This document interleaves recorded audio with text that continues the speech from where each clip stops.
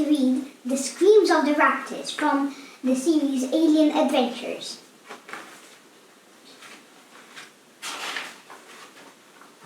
Let's start. The storm clouds blew over Max and Nock. The rain turned to drizzle and the wind died down. The three friends landed on the cliff top and peered carefully over the edge. The Raptiss were nesting below. Ant looked warily at their snapping beaks and sharp claws. "What if they see us?" Nock added in a quiet voice. "Do you think it would be safer if we were a bit smaller?" "Good idea," said Max. They pressed their buttons and shrank. The Raptiss looked even more enormous because now the friends were micro-size. And gulped. How were they going to get the Raptiss to leave the Aquans alone?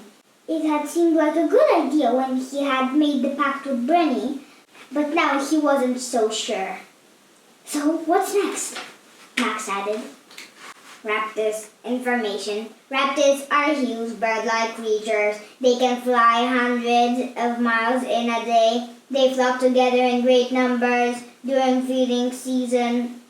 Habitat: Raptiss nest on cliffs, but spend most of their time in the air. Diet: Raptiss eat the same seaweed as the Aquans used to build their home. Sharp beak, red leathery wings, sharp claws. Nesting: each year a female Raptiss lays just one egg. The egg takes 12 weeks to hatch.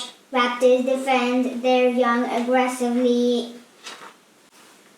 The swell of the sea crashing against the cliffs was loud. The screams of the Raptiss were louder. And listened to them screeching at each other. "Hang on," he said. "Can you hear that?" Max and Nock weren't sure what they were meant to be listening to. "All I can hear is eek, eek, eek," said Max. "It's giving me an earache."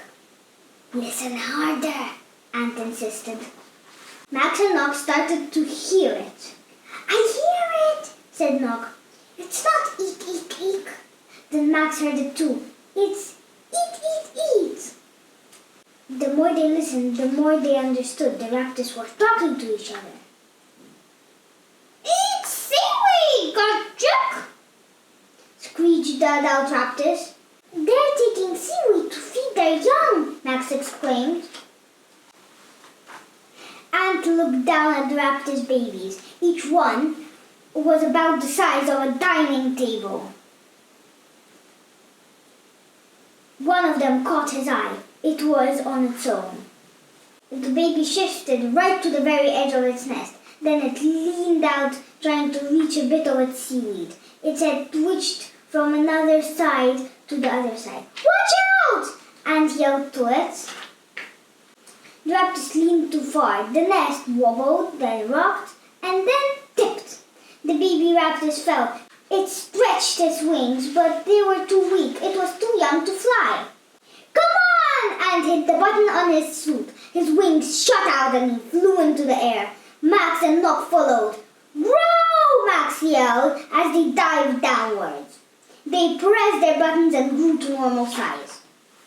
The three friends grabbed onto the baby Raptiss. Together they turned slowly back and flew up. They landed safely on the cliff top. Then they heard an angry shriek. "Ah!"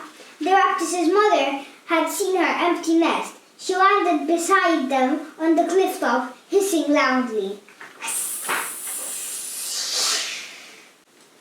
"Get away!" the mother Raptiss screeched. She stepped closer, her jaws snapping. "Wait!" the baby Raptiss called. "Stop! These creatures saved me!" The mother Raptiss paused. "They saved the Raptiss?" she asked. "Yes!" the baby replied. The mother nuzzled her baby's face. "Then we thank you," she said to Ant. "We're glad to help," Ant said. "Actually, there's someone we'd like you to meet." Mac and Nox flew to fetch Brenny. Soon, Brenny and the Raptiss met on the cliff top. They bowed low to each other, then they began to talk. Finally, the talking ended. Brenny smiled warmly. "Thank you," she said to Ant. The Raptiss had agreed to share the same seaweed beds. They will harvest in the spring. When we harvest in the autumn, there will be enough for everyone. "Does that mean you will help us find the fragment now?" Max asked. "I can do better than that," Brenny replied. "I can take you to it."